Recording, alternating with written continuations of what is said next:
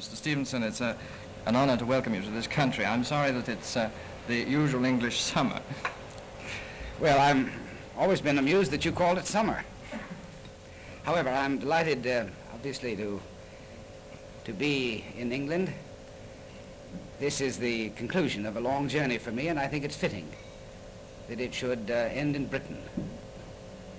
I had the good fortune, the exhilaration, if you please, to see the British forces in Korea and in Malaya. And I welcome this opportunity immediately on my arrival to express my utmost respect, admiration for the valor and the courage of your armed forces in the Orient. And I also welcome this opportunity, if I can presume to say this, Mr. Barker, though you haven't asked me, to thank all of my friends in Britain who heartened and encouraged me both during and after my adventure in politics in America last year. Needless to say, I have the utmost respect for the discrimination of the British electorate.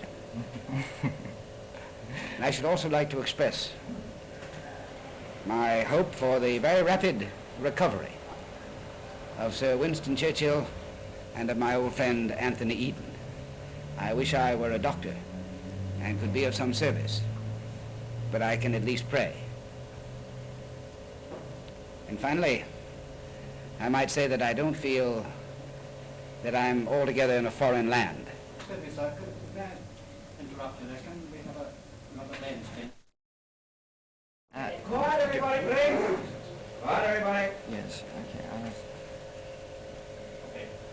Well, how long are we going to have you with us, Mr. Stevenson? Well, I hope to stay here for a week or 10 days, possibly longer.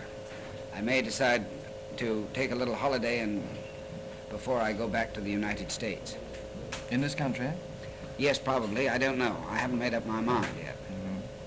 When you arrived in Paris, you were reported as saying that President Auriol, that you'd have arrived sooner, only President Auriol had might have asked you to form a government. Have you any similar thoughts about this country yet? No. You don't seem to be without a government. I would like only to say in all sobriety that that I've been more and more impressed during this long journey about the earth with the indispensable importance of the cooperation and the mutuality of understanding of the United Kingdom and of my country. We shall have our differences, no doubt. We can't always agree on everything. But I firmly believe, and I have seen many testimonials of the fact that our two countries, which have such an indispensable responsibility for the future of our world, do look at the world alike and see it as a whole. I hope and pray that this understanding and mutuality will continue, and for my part, I can think of no greater contribution to our times than to contribute somewhat to that understanding. Well, thank you very much, Mr. Stevenson. And I might say that I might be glad to be in England, where I lived for some time after the war, and where I have been from time to time since early youth, and where my family all came from. I might say the weather hasn't changed a bit since I left here in 1946.